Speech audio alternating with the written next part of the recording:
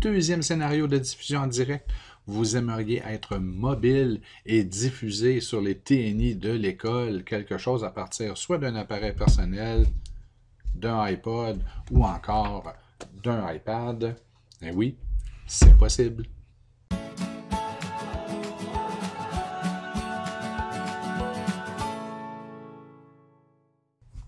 Et oui, il est possible de diffuser tout en étant mobile et différents appareils, différentes plateformes et différents types de connexions peuvent être utilisés avec leurs avantages et leurs inconvénients.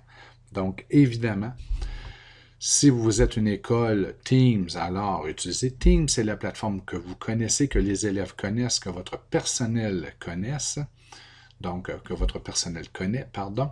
Ensuite, si vous êtes une école Classroom, Google, alors utilisez Google Meet. Si vous préférez utiliser Zoom, vous pouvez utiliser Zoom, en effet.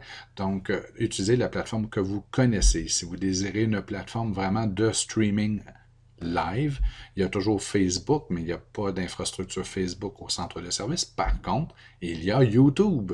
Donc oui, tout le personnel a une chaîne YouTube, même les élèves et les écoles peuvent faire une demande d'avoir une chaîne YouTube scolaire associée à l'école.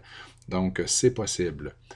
En ce qui a trait aux appareils, vous pourriez utiliser un iPod ou encore un iPad. Si vous avez une flotte d'iPad, vous n'avez qu'à vous assurer d'avoir l'application pour pouvoir démarrer la diffusion, donc d'avoir Teams d'installer ou Google Meet, ce qui est pas mal le cas sur la majorité des appareils, Zoom si c'est Zoom, ou encore l'application YouTube qui devrait aussi être là.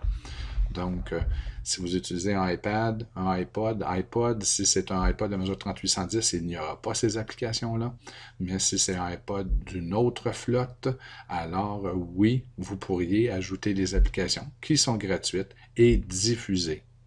Si vous désirez utiliser un appareil personnel, donc un téléphone cellulaire, alors c'est la même chose. Vous installez l'application. Par contre, là, vous devrez faire attention, puisque c'est un appareil personnel, vous allez utiliser vos données mobiles pour diffuser l'image. Tandis que si c'est un appareil école, alors il sera branché au réseau. Donc, on vous suggère toujours d'utiliser un réseau filaire si possible lorsqu'on fait de la diffusion. Et évidemment, c'est plus difficile lorsqu'on utilise un appareil mobile, donc on devra se fier au signal Wi-Fi. Ne vous attendez pas à la perfection car le Wi-Fi, c'est comme ça. Donc, il y a des hauts, il y a des bas, mais quand même, vous réussirez à faire une transmission raisonnable, dépendant de l'endroit où vous vous situez. Et si vous utilisez un appareil personnel, alors ce sera peut-être le réseau 4G, LTE ou ainsi de suite qui prendra la relève, donc en tenir compte. On vous rappelle aussi qu'il est possible d'être quand même relativement mobile avec un ordinateur portable ou un Chromebook.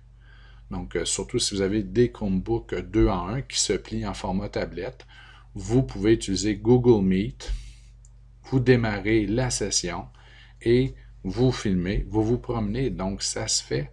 Ça se fait aussi avec un portable, mais s'il ne se plie pas en 2 en 1, vous allez devoir vous promener avec un ordinateur dans les mains. Donc, c'est peut-être plus complexe et plus dangereux comme opération.